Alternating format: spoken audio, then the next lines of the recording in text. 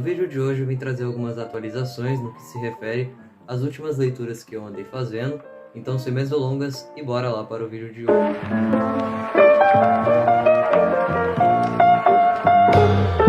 Bem, já fazia um tempo que eu não realizava esse tipo de vídeo aqui no canal. Se eu não me engano, o último foi em novembro do ano passado. Isso porque nesse ano de 2022 eu vim realizando mais vlogs para vocês, né?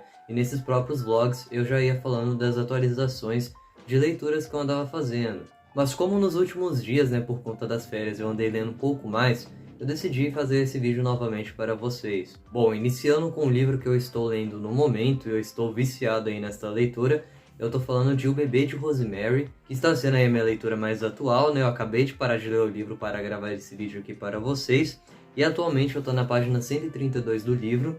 E lembrando que esse livro, ele é dividido em 3 partes. Eu atualmente estou na metade da segunda parte do livro, que não é muito longo, ele tem em média aí 230 páginas. Acredito que muitos devam conhecer essa obra por conta do filme, né? Que se tornou um clássico aí do suspense e terror também. O livro ele veio um pouco antes, no ano de 1967, e o filme ele foi lançado em 1968, uma data bem próxima aí ao livro. Essa edição aqui é da editora Darkside, em comemoração aos 55 anos do livro. Então ela é capa dura, como a maioria das versões da Darkside são. Ela tem alguns extras aqui no final que falam um pouco sobre o filme e tem algumas imagens do filme em si. Confesso para vocês que eu nunca assisti o longa-metragem e pretendo assisti-lo assim que eu finalizar essa leitura aqui. Foi até bom eu não ter entrado em contato com essa obra pelo filme, né, já que eu queria ler o livro, porque é uma história que acredito eu que quem acaba pegando algum spoiler ali do final pode acabar perdendo um pouco da graça. Bom, a história é narrada em terceira pessoa e se passa em Nova York nos anos 60, e aqui a gente acompanha o nosso casal principal, que é a Rosemary e o seu marido, chamado Guy. Acho que é assim que se pronuncia o nome dele, de qualquer forma vai estar aparecendo aí na tela corretamente para vocês. E eles decidem aí se mudar para um apartamento que fica em um prédio um tanto quanto suspeito. Isso porque por lá já aconteceram várias mortes. Mas eles não se sentem nem um pouco intimidados com isso e decidem se mudar para o local.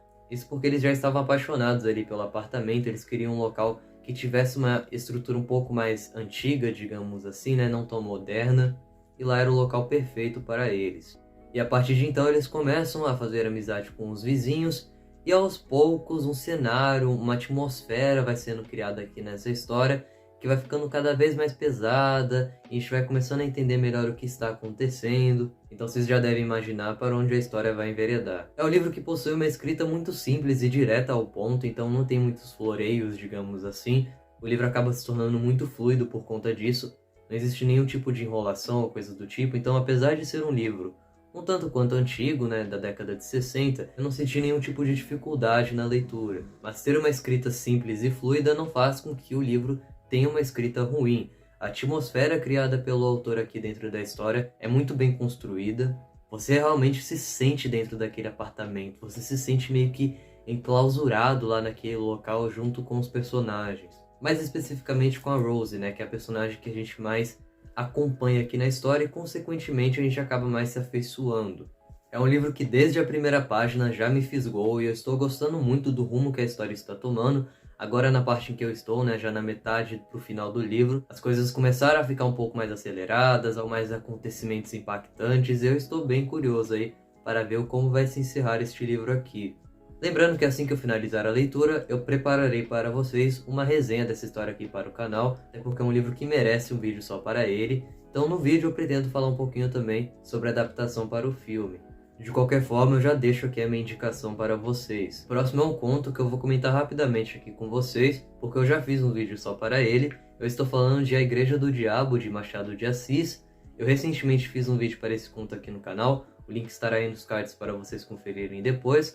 O que eu posso dizer para vocês é que eu gostei demais dessa história. O Machado de Assis tem uma forma de escrever assim que me encanta muito, não é à toa que ele é meu escritor favorito.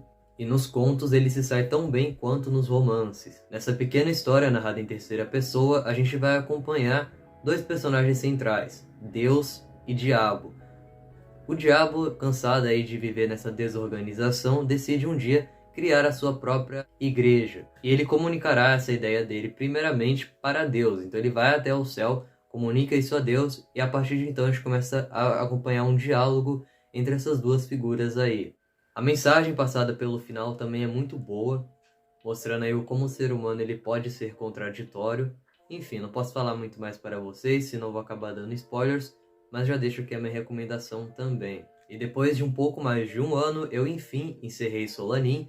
Ano passado eu havia feito até um vídeo para o volume 1 desta obra, e ele chegou a entrar no Melhores do Ano, mas com algumas ressalvas, e naquele vídeo eu falo um pouco para vocês dos meus pontos ali negativos que eu tinha com esse mangá.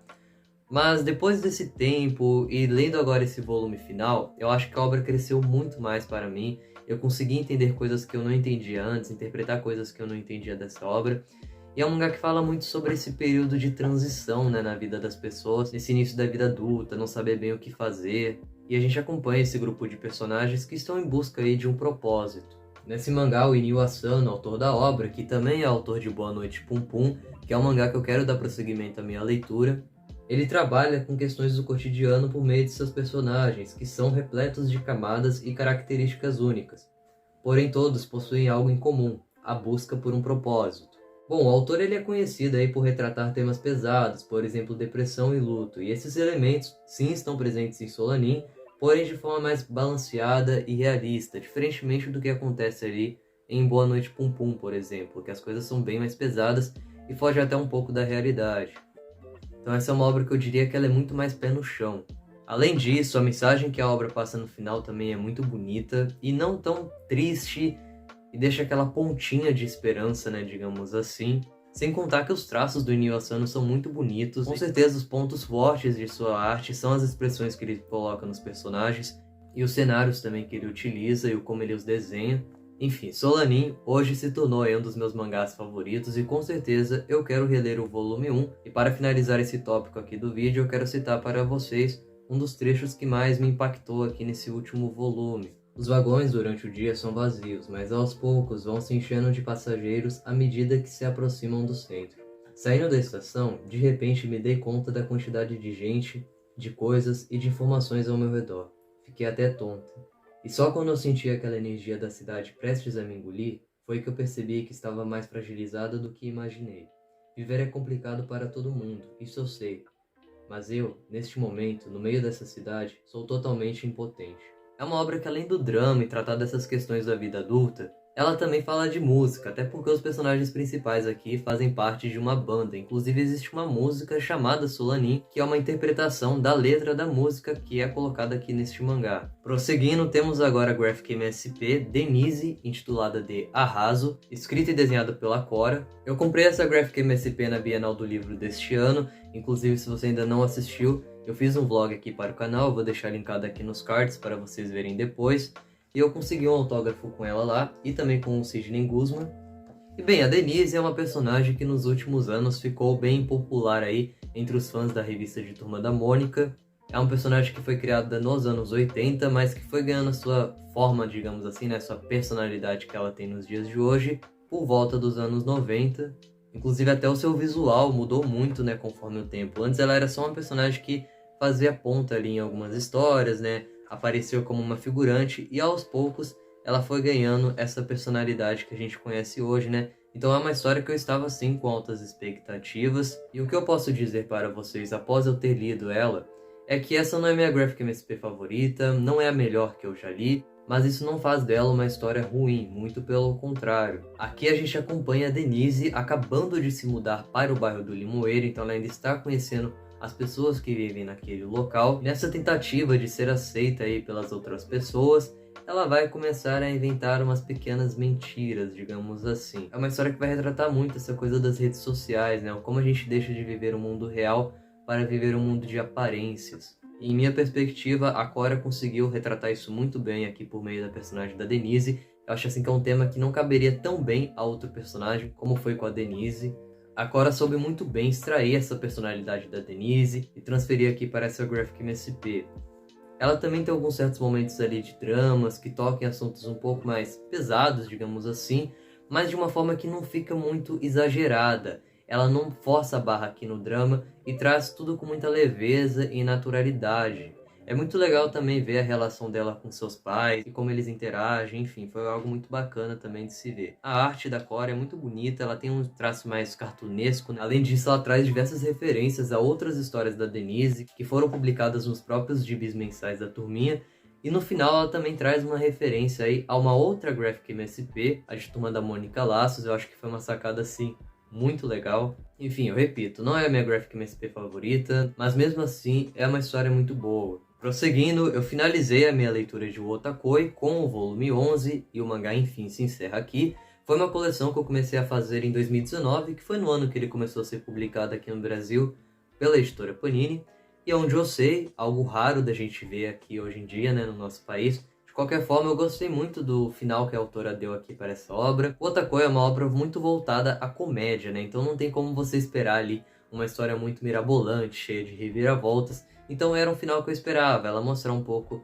desse desenvolvimento final aí dos casais. Foi muito legal ver como certos personagens começaram a lidar melhor com o fato de serem otakus e começarem a aceitar isso melhor e não ter mais tanta vergonha de mostrar para as outras pessoas, falar para as outras pessoas que é um otaku. Além disso, ela também mostra um pouco do passado desse casal principal aqui, de momentos deles na infância, né, de quando eles se conheceram e tudo mais. São momentos assim um tanto quanto emocionantes. Bom, foi um final que me agradou bastante. Eu vou sentir falta aí de colecionar esta obra. Bom, enquanto algumas coleções se encerram, outras estão em seu início ainda.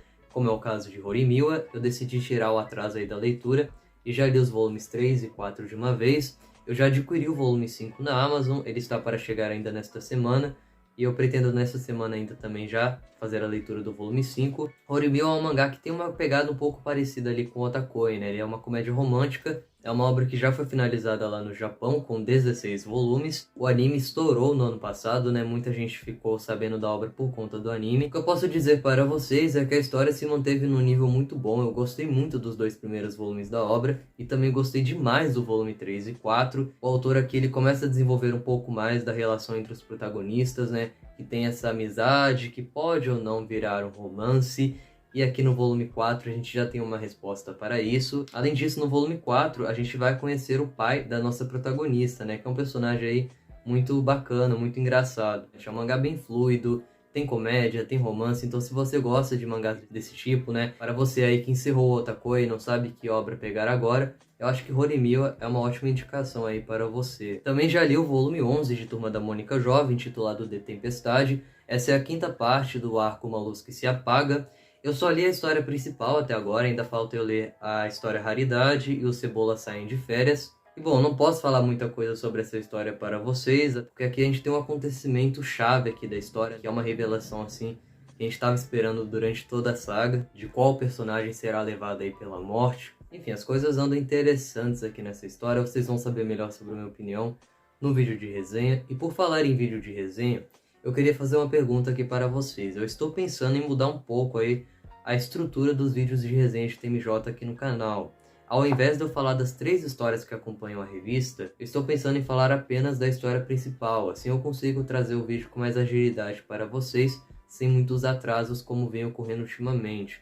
Então me digam aí embaixo nos comentários se vocês gostariam de ver as resenhas dessa nova forma. Bom, e para encerrar, temos Terra das Gemas, volume 2. Eu ainda não finalizei essa leitura, eu estou na página 82. É um mangá que no ano passado também entrou aí para a lista de melhores do ano. De qualquer forma, a história continua muito boa, mas eu não sei se eu vou continuar colecionando mangá. Isso porque ela é uma obra que ainda está em andamento no Japão e, para piorar, está em hiato há um certo tempo. Então a gente não sabe, aí não faz ideia de quando ela vai finalizar e de quando ela vai retomar a publicação no seu país de origem. E como a editora New Pop ela não mantém uma regularidade muito boa aí de seus mangás, isso faz com que a obra demore ainda mais para sair aqui no Brasil. Sinceramente, não sei se eu vou continuar com essa coleção. Me digam aí embaixo nos comentários se ainda vale a pena comprar esse mangá. Enfim, de qualquer forma, uma hora ou outra vocês vão saber se eu continuei ou não essa obra aqui. E é isso, pessoal. Espero que vocês tenham gostado do vídeo de hoje. Se gostaram, já sabe, deixe o seu like, se inscreva-se no canal, comentem as leituras aí que vocês andam fazendo ou pretendem fazer. Eu vou ficando por aqui, até uma próxima e tchau!